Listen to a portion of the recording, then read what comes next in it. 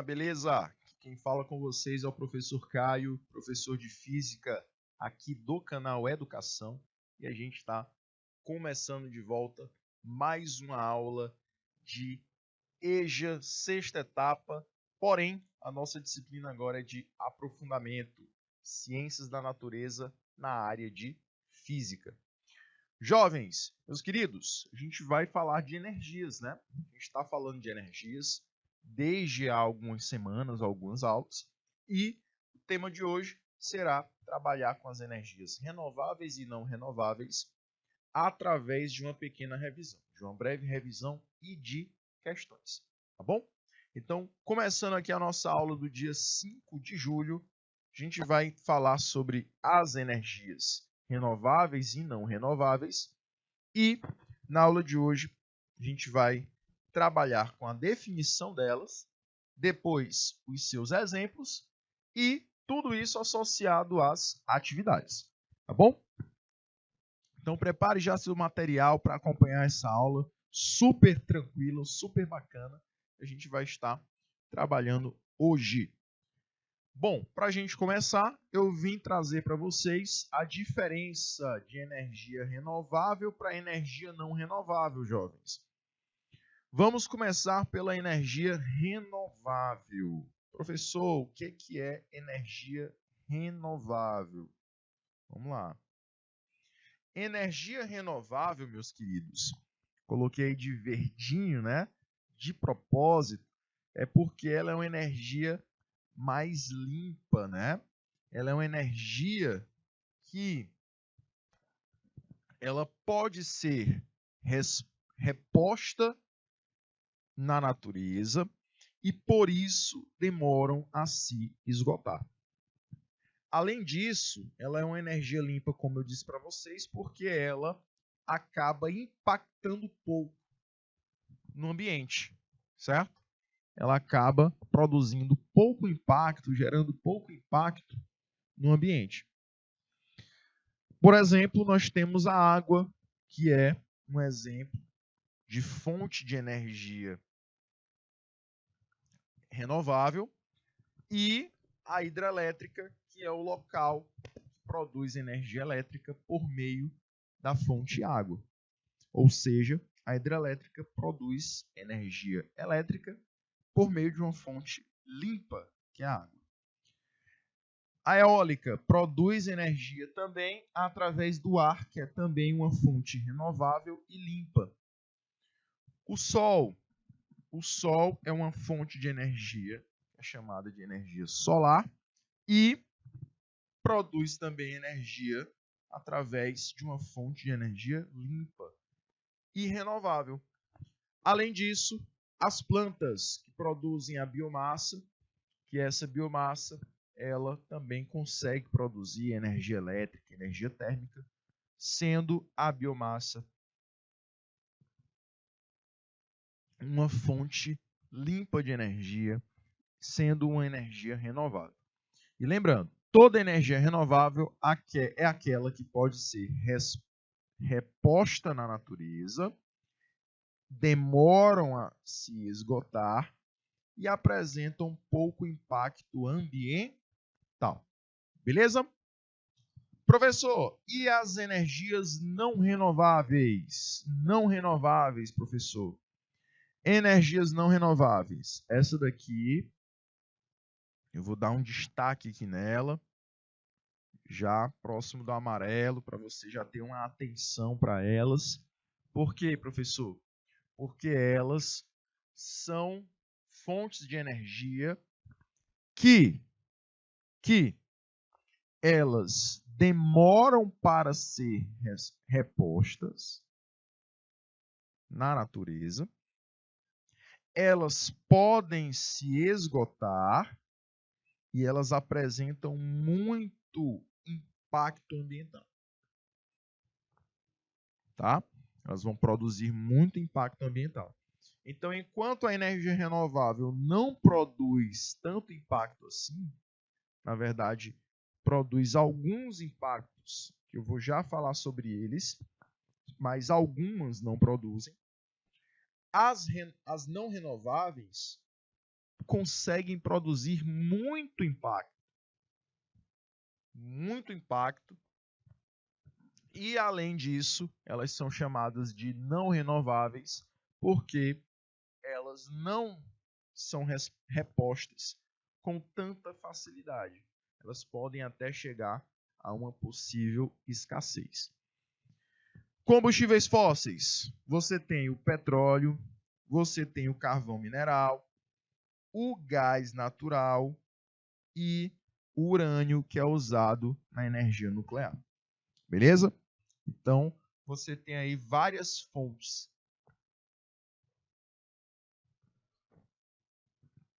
não renováveis, tá? De combustíveis fósseis, como o petróleo, o carvão mineral e o gás natural. E o urânio, que não é um combustível fóssil, tá? Tanto que eu coloquei ele de letrinha grande, assim como os combustíveis fósseis, para dar o destaque, tá? O urânio, ele produz energia nuclear através de elemento químico, que não é fóssil, tá? Não é fóssil. Por isso que eu quero que você coloque aí uma estrelinha nesse elemento para não confundir com os combustíveis fósseis. Beleza? Então, ficamos com essa diferença, né? Renovável é toda aquela fonte energética que pode se renovar, que não se esgota com tanta facilidade e apresenta um pouco impacto ambiental. As não renováveis são aquelas que podem acabar um dia, porque elas não se renovam com tanta facilidade e elas apresentam muito impacto ambiental. Beleza? Tranquilos? Jovens, aqui eu trouxe exemplos do nosso dia a dia de fontes de energia renovável e não renovável. As renováveis, nós temos a biomassa, a eólica, a hidráulica, a lenha e o carvão vegetal, que pode ser um exemplo de biomassa, a solar, a geotérmica e a cana-de-açúcar e derivados. Todas essas, elas podem produzir impactos, porém os impactos são pequenos, certo? Os impactos são muito pequenos e, por isso, elas são tratadas como fontes limpas de energia, certo? Beleza? Galerinha, eu quero dar um destaque aqui para a eólica e para a hidráulica. Elas são fontes limpas? São. E a cana-de-açúcar também. As três são fontes limpas? São. Porém, tem um porém. No caso da eólica, eu falei para vocês que elas têm alguns malefícios. Para os animais que vivem em regiões que são colocadas as usinas de produção de energia eólica, para esses animais, essa usina ela produz uma poluição sonora e acaba tirando esses animais, exilando esses animais de suas regiões naturais. Assim, eu vou acabar tendo uma mudança em todo o ecossistema daquela região.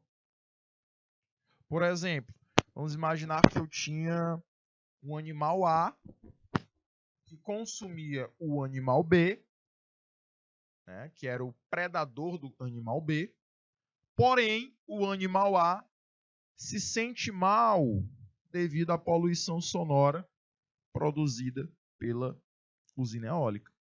Então o animal A ele vai embora, ele se exila daquela região. O que vai acontecer com o animal B?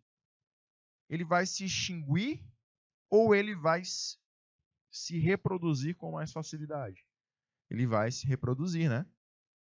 E aí você vai ter uma produção em massa, né? Uma reprodução em massa daquele animal B, produzindo aí vários descendentes e ocupando aquela região. Tá bom? Então é uma das consequências negativas da energia eólica. A hidráulica, o que eu vou ter? Eu posso ter uma mudança de um ecossistema da seguinte maneira. Quando eu vou produzir, quando eu vou construir uma usina hidráulica, normalmente eu tenho que afetar a transmissão de água de um rio. Eu faço o deslocamento da transmissão de água. Eu vou produzir um outro caminho por onde aquela água pode passar. E assim eu tenho que desmatar. Assim como a eólica, eu tenho que produzir um exílio de pessoas. Por exemplo, eu tenho moradores que moram na região que eu quero fazer, que é propícia para fazer uma usina de geração de energia eólica ou de hidráulica. Eu vou tirar essas pessoas daquele local. A mesma coisa com os animais e a vegetação. Eu vou tirar aquela vegetação, tirar aqueles animais do local, devido à possibilidade de ter usinas eólicas ou hidráulicas naquela região. Então é um ponto negativo para essas duas energias. E a cana-de-açúcar e derivados? Não sei se vocês já chegaram a viajar para a região de Barras. Região de Barras, se eu não estiver enganado, tem uma grande quantidade, né, de cana-de-açúcar. É imenso, é de perder a vista. É bonito, eu não vou negar, é bonito de se ver. Porém, o que acontece? Naturalmente ali não tinha cana-de-açúcar. Naturalmente ali não tinha. O que aconteceu? Veio uma produtora, veio ali uma indústria responsável pela produção de cana-de-açúcar e começou a plantar cana-de-açúcar ali. Na verdade, primeiramente, desmatou toda aquela região e começou a plantar cana-de-açúcar. Então aí vem o ponto negativo. Eu vou desmatar aquela região, tirar a vegetação natural para produzir cana-de-açúcar, que não é uma vegetação natural daquela região. E aí, jovenzinhos, o que a gente vai perceber? Novamente uma mudança no ecossistema. Animais que se alimentavam com aquela vegetação original já não vão ter alimento com tanta facilidade. Animais que utilizavam aquela vegetação natural para servir de local de moradia também não vão ter. O clima daquela região provavelmente, muito provavelmente, vai ser afetado.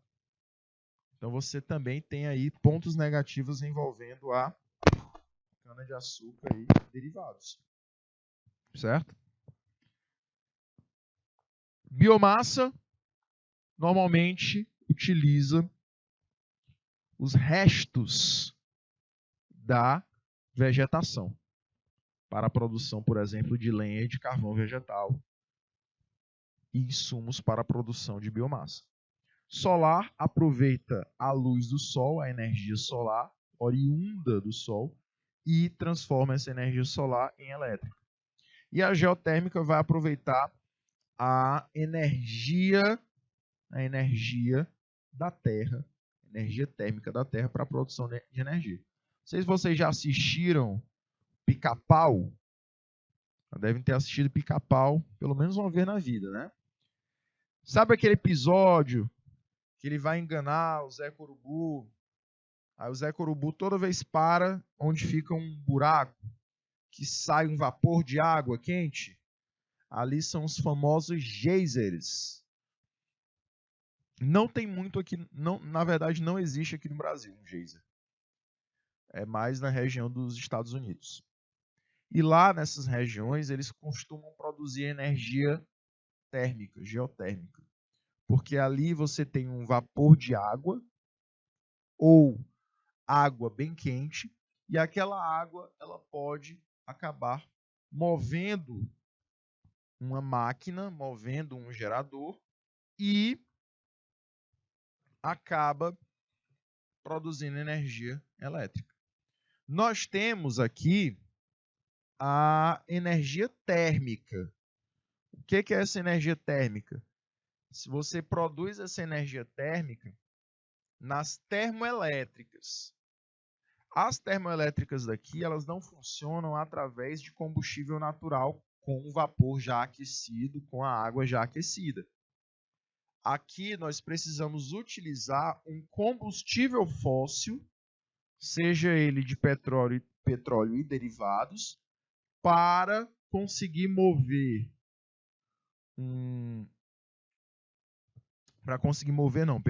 para conseguir aquecer, gerar uma chama e aquecer um líquido a ponto de se transformar em vapor. Normalmente esse líquido é a água. E depois esse vapor vai conseguir mover um gerador, que este gerador produz energia elétrica. Então aqui a gente não tem uma geotérmica, a gente tem uma termoelétrica que funciona através de petróleo e derivados. Normalmente essas termoelétricas elas são acionadas no final do ano, quando você tem um período de seca, quando você tem uma diminuição da pluviosidade, que é o nível de chuva, e você tem uma diminuição dos índices de acúmulo de água na região das hidrelétricas. E aí, professor, o que acontece? Eu fecho as comportas das hidrelétricas e eu acabo não fornecendo energia elétrica, não produzindo energia elétrica por meio das hidrelétricas, e sim das termoelétricas. Porém, combustível fóssil é algo caro, né? Está num preço exagerado, exorbitante, e isso afeta na nossa conta de luz. Ela se torna uma conta mais cara, certo? Chegamos aqui às energias não renováveis. Nas energias não renováveis, você tem o petróleo e derivados, carvão mineral, energia nuclear e gás natural. Esses 4 exemplos são energias não renováveis porque elas não se renovam com tanta facilidade. E, além disso, a produção de energia usando esses 4, usando cada um deles, é uma produção de energia suja, não é a produção de energia por meio de energia limpa. Então, esses 4, na verdade, os 3, petróleo e derivados, carvão mineral e gás natural, eles são personagens presentes no aumento da produção de gases do efeito estufa. Certo? Então, eles estão presentes, são personagens principais para a produção de gases do efeito estufa. Então, eles estão sendo fontes que são usadas, porém, acabam aumentando, né, o efeito estufa, acabam produzindo, então, malefícios para o nosso planeta. Nuclear é uma energia limpa, é uma das únicas limpas. Vou até colocar aqui o asteriscozinho nela para a gente falar sobre ela. Porém, é uma energia que é muito perigosa, né? É uma fonte energética que é muito perigosa de se utilizar, devido aos diversos acidentes durante os anos, né, que foram ocasionados pelo uso da energia nuclear. A gente já até falou sobre isso nas nossas aulas, certo? E a gente vem falando o quanto é perigoso o uso da energia nuclear, não é isso? Bom, chegamos às nossas atividades, certo? Eu vou ler a questão com vocês, depois eu dou um timezinho para que vocês possam responder. E aí, a gente tem a primeira questãozinha dizendo o seguinte: A energia solar apresenta muitos fatores positivos, como o fato de ser renovável, ocupar espaços reduzidos em comparação às outras fontes e não emitir poluentes na atmosfera. Você pode até colocar as placas solares em cima da sua casa, né? Como muita gente coloca. Além disso, a energia advinda dos raios solares é abundante e pode ser bastante produtiva quando devidamente aproveitada. No entanto, ela apresenta algumas desvantagens, destacando-se a letra A, baixa necessidade das regiões de maior insolação. Letra B, os elevados custos das instalações. Letra C, a inacessibilidade dos lugares remotos. Letra D, a frequente necessidade de manutenção. E letra E, os efeitos sobre as temperaturas da Terra. Vou te dar um minutinho para a gente conversar depois sobre essa energia e a gente volta depois desse time. 1 minuto.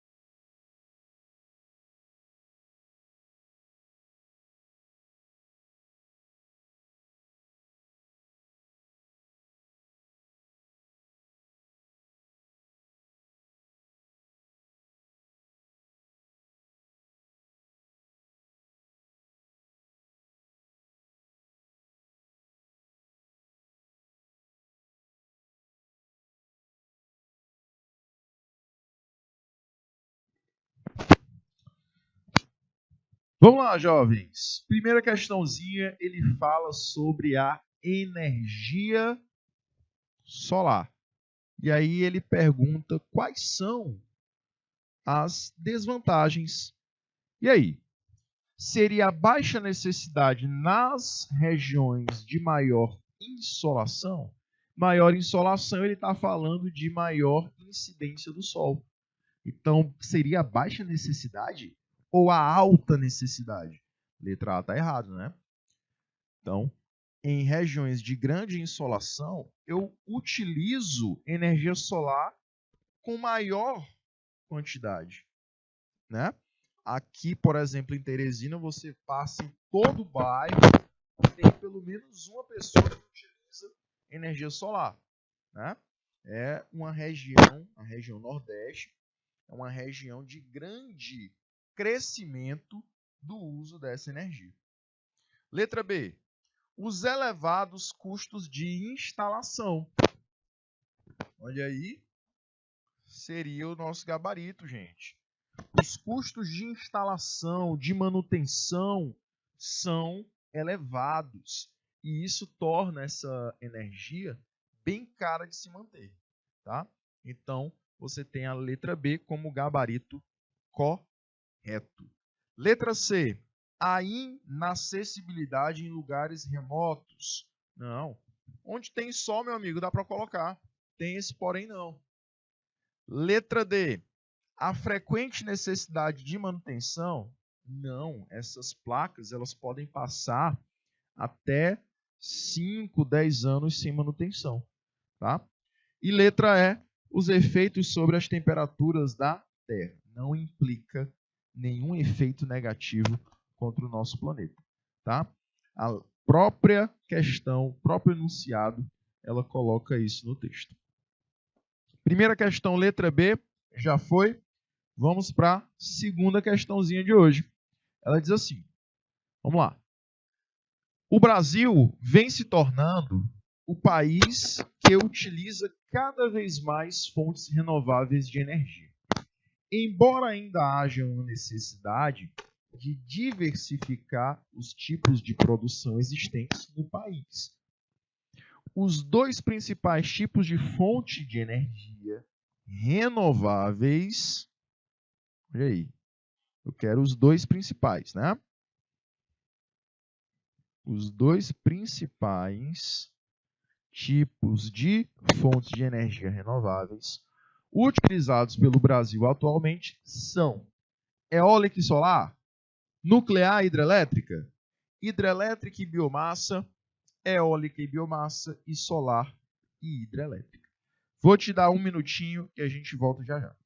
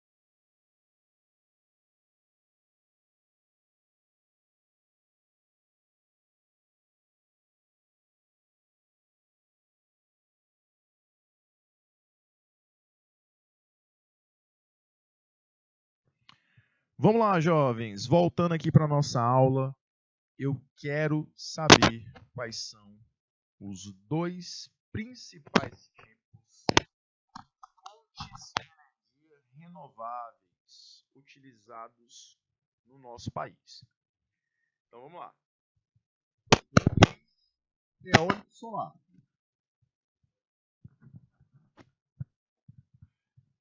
Eólica e solar.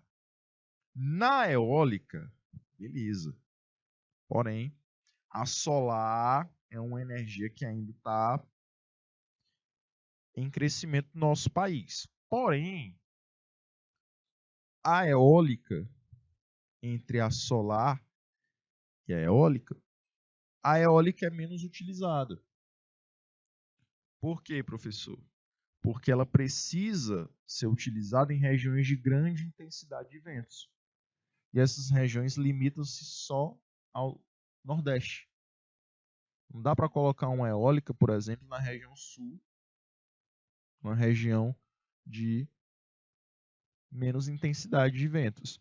Outra coisa, não dá para colocar uma eólica nas regiões, por exemplo, do Amazonas, da floresta amazônica, por ser uma região de poucos campos. Você tem a necessidade de ter um ambiente livre de campos, de planícies, certo? Então, tem algumas características que impossibilitam da eólica ser uma das principais fontes de energia renovável do nosso país. Então, a letra A não vai por conta da eólica.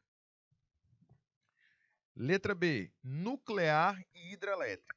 Hidrelétrica, tá tudo bem. Porém, a nuclear não é uma das principais fontes de energia renovável. Além de nem ser renovável, né? Cuidado aqui com a nuclear, tá? Ela é limpa, porém não é renovável. Além disso, a única usina hidrelétrica, as duas únicas usinas hidrelétricas não, nucleares que temos no Brasil, Angra 1 e Angra 2, elas foram desativadas. Elas não estão mais em uso, tá? Então, você não tem a nuclear por dois motivos. Ela não é uma energia renovável e ela não é uma das principais utilizadas no nosso país. Letra C. Hidrelétrica e biomassa. A biomassa não é tão utilizada assim, certo? Eólica e biomassa, você tem aí duas que não são muito utilizadas. E ficamos com a letra E, que a letra E diz que é a solar e a hidrelétrica. Hidrelétrica, inquestionável, né?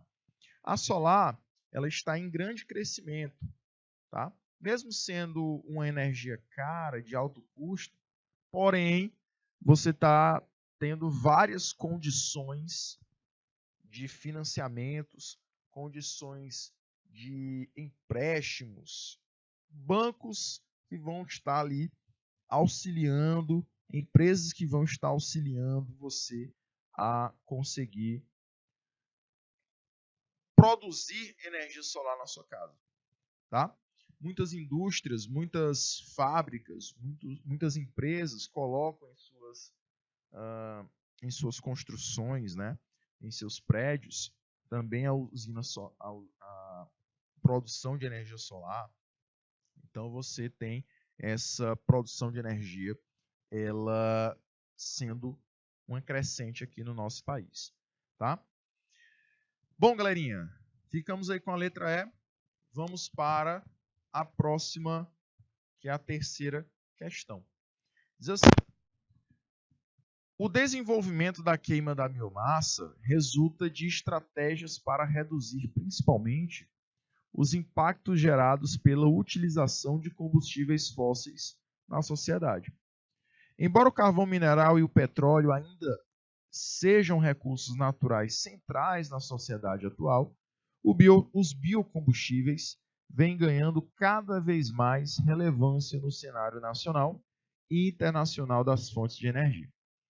Sobre a biomassa, é incorreto afirmar que, letra A, apresenta como vantagem o baixo custo de operação e a facilidade de armazenamento e transporte. Galerinha, biomassa tem um baixo custo de operação,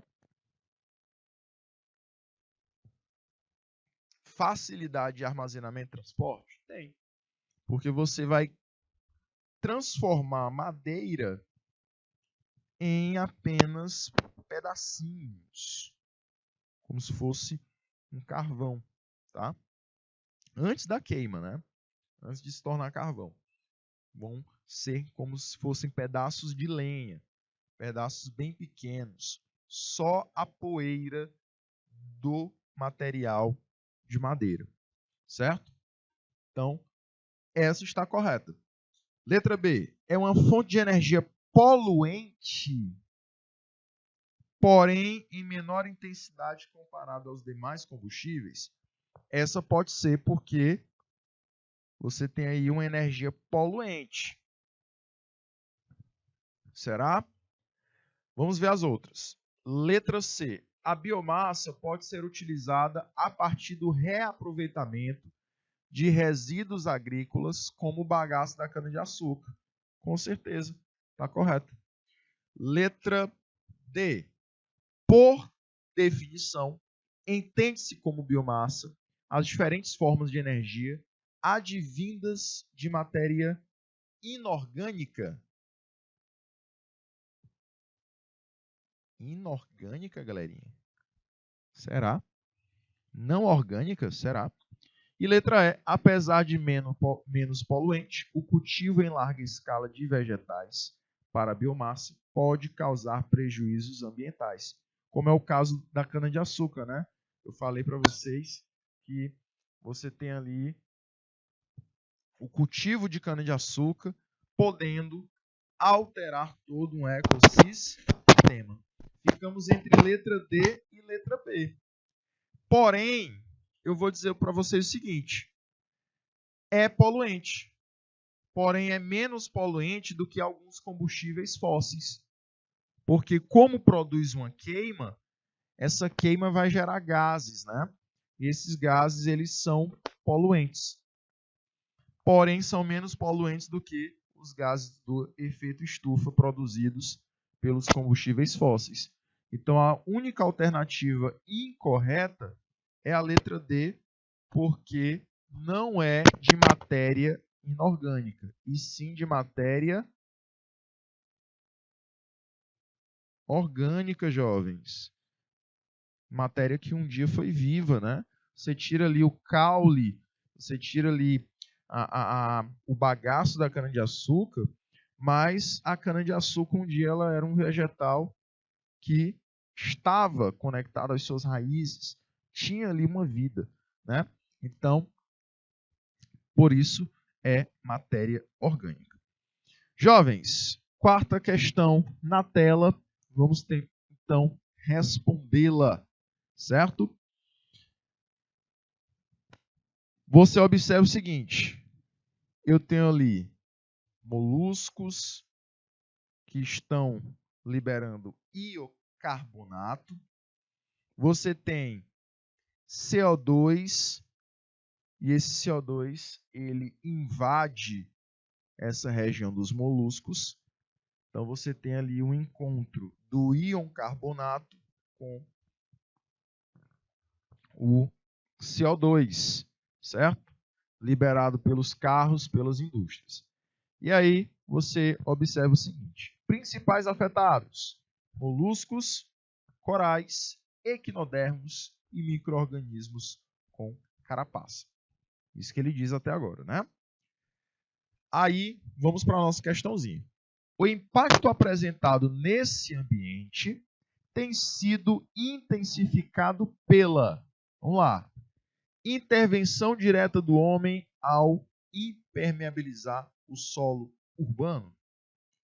Letra B, irregularidade das chuvas decorrentes do fenômeno climático El Niño. Letra C, queima de combustíveis fósseis como carvão, petróleo e gás natural. Letra D, vaporização crescente dos oceanos devido ao derretimento das geleiras. Ou letra E, a extinção dos organismos marinhos responsáveis pela produção de oxigênio. Vamos lá. O impacto apresentado nesse ambiente tem sido intensificado. O que a gente vai observar? A gente vai ter a queima de combustíveis, né? Que é o que está acontecendo. Beleza?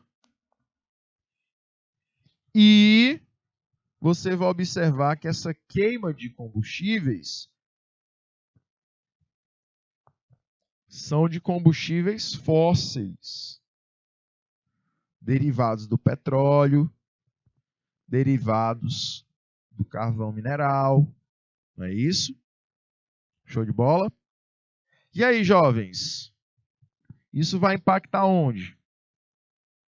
Lá nos moluscos, nos corais, nos equinodermos e nos micro-organismos com carapaça. Beleza? Porém, esses moluscos, eles estão liberando o quê? Íons carbonato. Íons de carbono. Né? E aí, eu tenho o encontro desses íons com quem, jovens? Com moléculas de H+. Não é isso? Será que isso tem a ver com a nossa resposta? O que vai acontecer? Vai haver a extinção dos organismos marinhos responsáveis pela produção de oxigênio? Não, né? É o que poderia colocar como dúvida. Eu estou produzindo um impacto no ambiente que eles vivem. Mas eu não estou causando a extinção desses organismos marinhos responsáveis pela produção de oxigênio. Tá? Eu posso até tá causando. a extinção desses organismos. Porém, ele está dizendo que o impacto apresentado nesse ambiente tem sido intensificado por quê? O que tem intensificado o impacto da morte dos organismos marinhos, da poluição daquele ambiente que eles vivem? A queima dos combustíveis fósseis. É isso que tem o quê? Intensificado no impacto nesse ambiente. Cuidado que a letra E está correta. Mas para outra pergunta. Se ele falasse a queima dos combustíveis fósseis tem provocado o quê? A extinção dos organismos marinhos. Porém, ele está falando que está acontecendo alguma coisa, algum impacto nesse ambiente, e isso tem sido intensificado pelo quê? O que está aumentando esse impacto? O que está aumentando? A queima dos combustíveis fósseis. Beleza? Então, jovens, letra C é o nosso gabarito correto. Meus jovens, vamos ficar por aqui. Em todo o material você vai observar várias questões. Vocês podem trabalhá-las em casa, certo? E na próxima aula a gente volta a falar sobre outro tema muito importante para vocês. E a gente se encontra então no próximo encontro, na próxima aula. Tá bom? Fiquem com Deus e até a próxima.